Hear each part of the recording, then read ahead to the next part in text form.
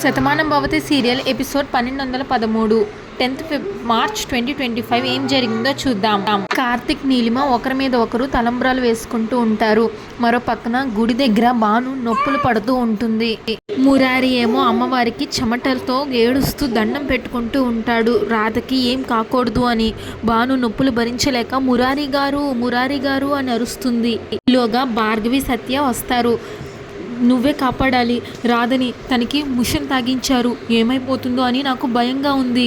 తనకి ఏం కాకూడదని నేను అమ్మవారిని కూడా కోరుకున్నాను. ఆ తల్లి ఖచ్చితంగా కరుణిస్తుంది. నువ్వు రాధని కాపాడు ప్లీజ్ భార్గవి, ఎలాగైనా సరే నువ్వు నా రాధని కాపాడు అంటూ భార్గవికి దండం పెడతాడు మురారి. ఇప్పుడు డాక్టర్ భార్గవి, ఏంటి మురారి ఇది, నువ్వే ఇలా అయిపోతే ఎలా? నేను వచ్చాను కదా, తనకేం కాదు, తను అమ్మవారి సమక్షంలో ఉంది, ఆ తల్లే తనని కాపాడుతుంది, నేను చూస్తున్నాను కదా, నువ్వేం కంగారు పడకు అని అంటుంది.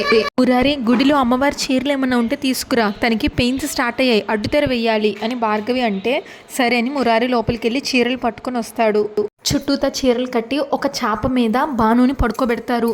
మురారి, భార్గవి నా రాధకి ఏం కాకూడదు, మళ్ళీ చెప్తున్నాను అని మురారి అంటే అప్పుడు భార్గవి, నేను పరిస్థితి అర్థం చేసుకున్నాను మురారి, కాపాడటానికి తప్పకుండా నా సాయి శక్తిలా ప్రయత్నిస్తాను, కానీ ప్లీజ్ తనకి పెయిన్స్ ఎక్కువ అవుతున్నాయి, నువ్వు ఆదిత్య కొంచెం దూరంగా వెళ్ళండి అంటుంది భార్గవి.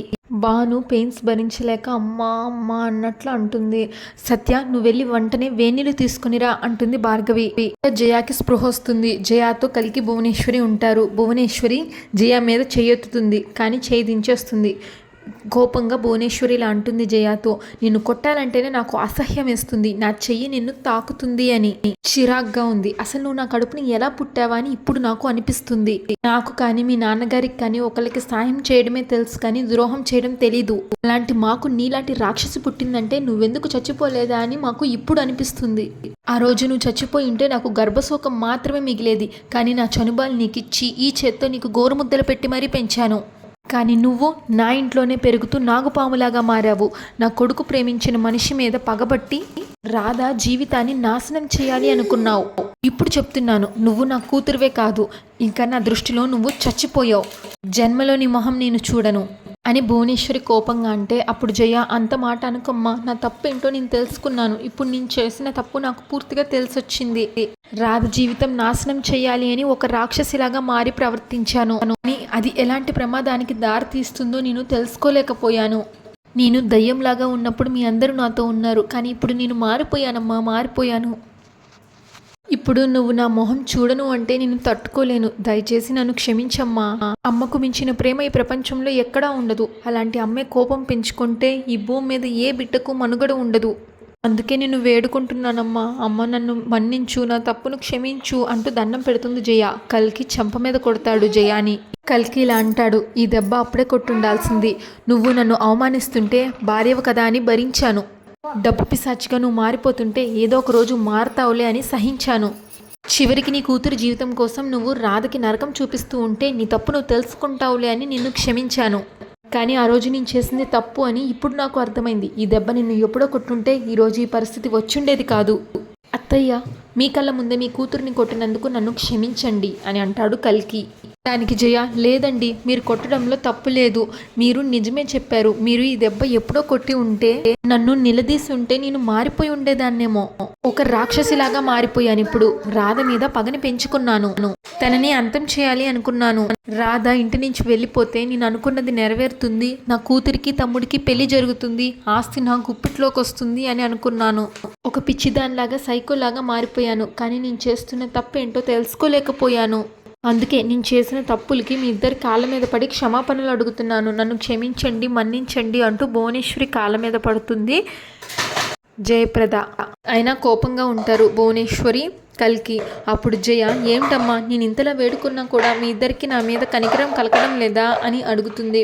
దానికి భువనేశ్వరి, నువ్వు చేసింది చిన్న తప్పు అయితే క్షమించవచ్చు, నువ్వు అవివేకంతో చేస్తుంటే అయ్యో నా కూతురే కదా అని ఆలోచించేదాన్ని, కానీ నువ్వన్నీ తెలిసే ఈ పని చేసావు. ఎవరో వెధవల్ని ఇంటికి తీసుకొచ్చి రాధే వాళ్ళ కూతురు అని నువ్వు నమ్మించిన రోజు తర్వాత వాళ్ళందరిది నటన అని ఆ రాధ నిరూపించిన రోజు వాళ్ళతో పాటు నిన్ను కూడా గెంటేసి ఉంటే ఈరోజు రాధకి పరిస్థితి వచ్చుండేది కాదు. నువ్వు కోపంలో చేసుంటావులే అని ఆ రోజు నిన్ను క్షమించి మేము తప్పు చేశాం, ఇప్పుడు నిన్ను క్షమించి ఇంకో తప్పు నేను చేయలేను అని భువనేశ్వరి అంటుంది. అప్పుడు కల్కి ఒకటి గుర్తుపెట్టుకో జయప్రద, అక్కడ రాధకి ఏమన్నా జరిగిందంటే ఇక్కడ నీ పరిస్థితి ఎలా ఉంటుందో ఎవరి ఊహకే అందదు. మురారి తన ప్రాణం కంటే ఎక్కువగా రాధని ప్రేమించాడు. రాధే ఊపిరిగా బతుకుతున్నాడు. రాధకి చిన్న అపకారం జరిగినా మురారి తట్టుకోలేడు. అలాంటి రాధ కేవలం నీ అవివేకం వల్ల ప్రాణాలతో కొట్టుమిట్టులాడుతుంది. తను తల్లి కాబోతున్న పరిస్థితుల్లో తన కడుపులో ఉన్న బిడ్డను బ్రతికించుకోవడానికి తను ఎంతో అవస్థపడుతుంది. అదే మమకారం అంటే, అదే ప్రేమ అంటే, అది అమ్మతనం అంటే. అది రాధ నుంచి నువ్వు నేర్చుకోవాలి.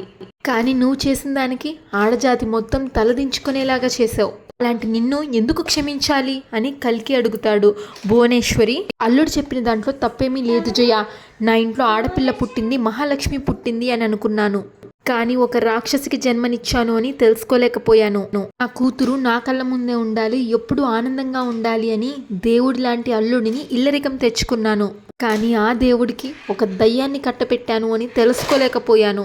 ఇప్పుడు చెప్తున్నాను విను, నా కొడుకు ప్రేమించిన మనిషికి ఏమన్నా జరిగిందంటే మాత్రం నా చేతులతో నేనే నీ ప్రాణాన్ని తీసేస్తాను.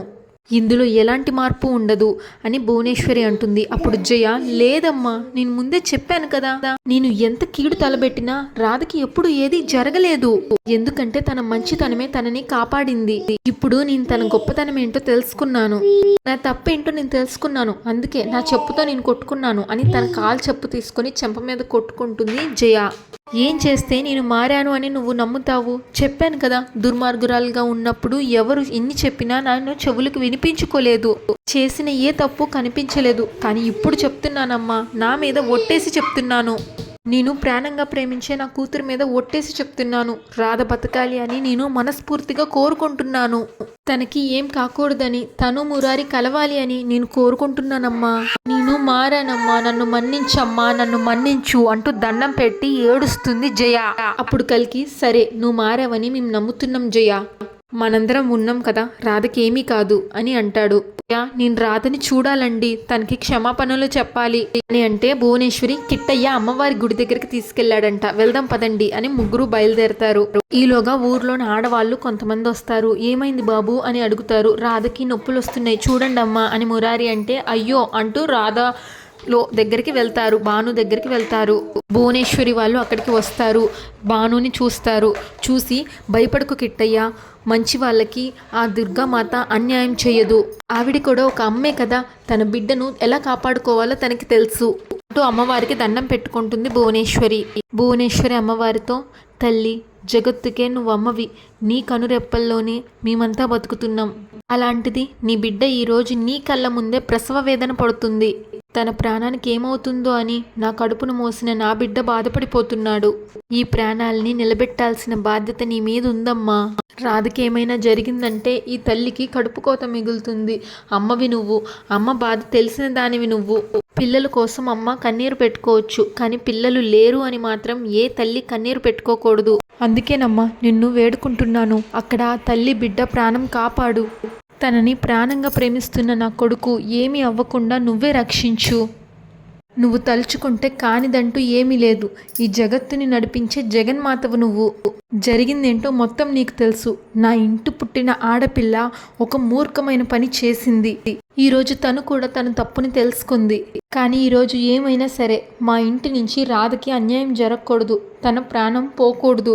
ఒక ప్రాణం పోవడం తథ్యం అనుకుంటే, ఒక ప్రాణం బలి తీసుకోవడం తథ్యం అనుకుంటే ఆ తల్లికి బిడ్డకి ప్రాణం పోయి ఈ తల్లి ప్రాణం నువ్వు తీసుకోమ్మా అంటుంది భువనేశ్వరి తనని తాను చూపించుకుంటూ. నా పిల్లల కోసం సంతోషంగా నా ప్రాణాన్ని ఇస్తాను, కానీ వాళ్ళకి ఏమీ కాకుండా నువ్వే కాపాడు. తను క్షేమంగా పురుడు పోసుకుని తల్లయ్యింది అన్న మాట వినిపించేలాగా చెయ్యమ్మా. చాలాసేపు పెయిన్స్ అనుభవించాక భానుకి ఆడపిల్ల పుడుతుంది.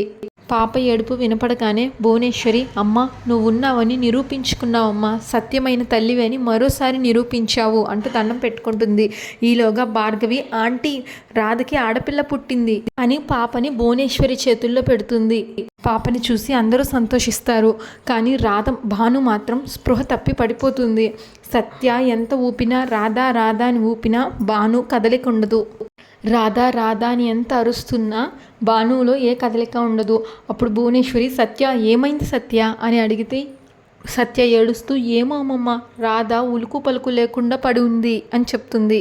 మురారి టెన్షన్ పడుతూ ఏంటి బావా ఇది అని కల్కిని అడుగుతాడు. ఇంకా గబుక్కున తన చీర కొంగులో మూడేసున్న ఒక ఉత్తరాన్ని చూస్తాడు. భాను చీర కొంగుకి మూడేసున్న ఒక ఉత్తరాన్ని. భాను ఆ ఉత్తరం ఇంతకుముందు మురారికి ఇచ్చి దీన్ని ఇప్పుడే ఓపెన్ చెయ్యొద్దు, ఎప్పుడు చదవాలన్నది నేను చెప్తాను అని అన్న విషయం గుర్తు చేసుకుంటాడు మురారి. ఆ కొంగు ముడి విప్పి ఉత్తరం చదువుతాడు మురారి. అందులో భాను, మురారి గారు, నా మీద మీరు చూపించిన అభిమానాన్ని నేను ఎప్పటికీ మర్చిపోలేను. నేను రాదనని మీరు చెప్పారు. నా రాత ఏంటో తెలియని పరిస్థితుల్లో నేనున్నాను. నా ఉనికి ఏంటో నాకే తెలియని కఠిన పరీక్షను ఎదుర్కొంటున్న నేను నా కడుపులో ఇంకో ప్రాణిని మోస్తున్నాను. ఇప్పుడు తన కోసం ఈ ఉత్తరం రాస్తున్నాను. నాన్న, నువ్వు నా గర్భంలో ఉన్నావు. నీ రూపాన్ని చూడాలని ఈ అమ్మ మనసు పరితపిస్తుంది. నువ్వు బయటకు వచ్చే సమయానికి నేను ఉండొచ్చు, ఉండకపోవచ్చు. కానీ అమ్మ నీకు అన్యాయం చేసి వెళ్ళిపోయింది అని ఎప్పుడు నువ్వు బాధపడకు. ఏ తల్లి బిడ్డకి అన్యాయం చేయాలి అనుకోదు. తన ప్రాణానికి తెగించి ప్రాణం పోసే అమ్మ ఎప్పుడు బిడ్డ సంతోషంగా ఉండాలని, దానికోసం తను ఎంత కష్టాన్నైనా అనుభవించాలని ప్రతి తల్లి కోరుకుంటుంది. నేను కూడా అమ్మనే కదా, నీ విషయంలో అలానే కోరుకుంటున్నాను. కానీ నా మమకారాన్ని నీకు పంచాలి అన్నా, నిన్ను ప్రేమతో పెంచాలి అన్నా ఈ భూమి మీద ఉండాలి.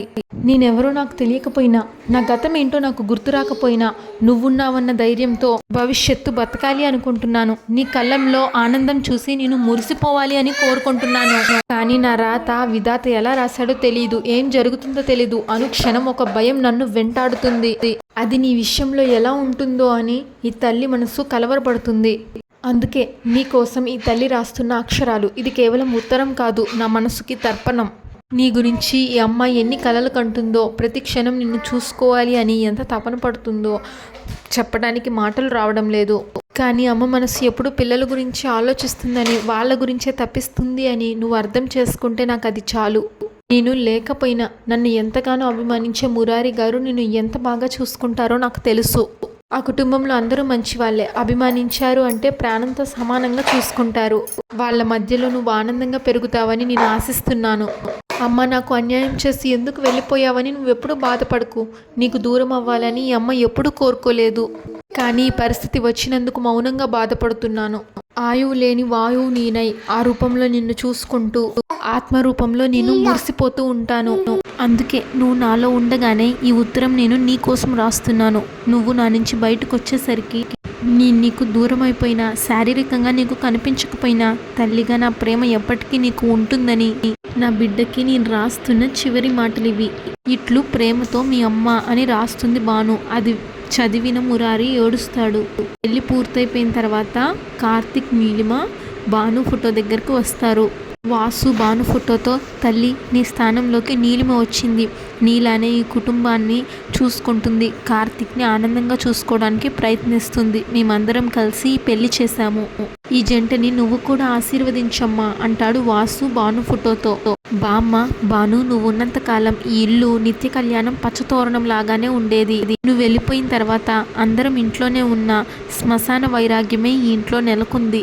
ఆ బాధ నుంచి అందరూ బయటపడాలంటే ఈ ఇంట్లో ఒక శుభకార్యం జరగాలి అని అన్నారు. అందుకే కార్తిక్ని ఎంతగానో ఇష్టపడే నీలిమని కార్తిక్కి ఇచ్చి పెళ్లి చేశాము. మళ్ళీ వాడు బాగుండాలి అని కోరుకుంటున్నాము. నువ్వు కూడా అలానే కోరుకుంటున్నావని మాకు తెలుసు బామ్మ అంటుంది. ఇంకా ఊర్మిళ భాను ఫోటోతో, భాను నువ్వు ఇంటి నుంచి బయటికి వెళ్ళిన క్షణాన ఎంత బాధతో వెళ్ళావో నాకు తెలుసు. ఆ రోజు నీ తప్పు లేదు అని చెప్పడానికి నువ్వు ఎంతో ప్రయత్నించావు, కానీ నేనే వినిపించుకోలేదు. అంతంలో ఉన్న నేను నీ వైపు కన్నెత్తి చూడ్డానికి కూడా ఇష్టపడలేదు. నా కోపం తగ్గాక నువ్వు వస్తాను అని చెప్పి వెళ్ళావు. అప్పుడే నీ గురించి తెలుసుకున్నాను, నీ త్యాగం గురించి అర్థం చేసుకున్నాను. నువ్వు రావాలని ఎంతగానో ఎదురు చూశాను. కానీ ఆ దేవుడు దేవత లాంటి నిన్ను తన దగ్గరికి తీసుకొని వెళ్ళిపోయాడు. మా అందరికీ శోకాన్నే మిగిల్చాడు అంటూ ఊర్మిళ బాధపడుతుంది. అంతటితో ఎపిసోడ్ పూర్తవుతుంది. ఇంకా నెక్స్ట్ ఎపిసోడ్ ప్రోమోలో పాపని ఎత్తుకొని భువనేశ్వరి అమ్మవారితో ఇలా అంటుంది. ఊరిని అమ్మలాగా కాపాడుతున్న అమ్మవారివి, ఈరోజు నీ నీడలోనే ఒక అమ్మ పురుడు పోసుకొని ఒక బిడ్డకు జన్మనిచ్చింది. ఆ తల్లి కళ్ళు తెరిచేలాగా, మా అందరినీ గుర్తుపట్టేలాగా, తన గతం ఏంటో తనకి తెలిసేలాగా చెయ్యి అని దండం పెట్టుకుంటుంది భువనేశ్వరి. భానులో ఏ ఉలుకు పలుకు ఉండదు, అలానే పడుకొని ఉంటుంది. పాపని తీసుకెళ్లి భాను పక్కన పడుకోబెడతారు. పాప తన చేత్తో భానుని తడుముతుంది. అయినా కూడా భానులో ఏ కదలిక ఉండదు, అంతే పడుకొని ఉంటుంది. భానులో స్పృహ కదలిక అనేది ఉండదు. అమ్మవారిని చూపిస్తారు. అంతటితో ప్రోమో పూర్తవుతుంది. Shatamanam Bhavati serial regular episode కోసం మా ఛానల్ని సబ్స్క్రైబ్ చేసుకోండి. ఈ ఎపిసోడ్ పైన మీ అభిప్రాయాన్ని కామెంట్ చేయండి. Thanks for watching.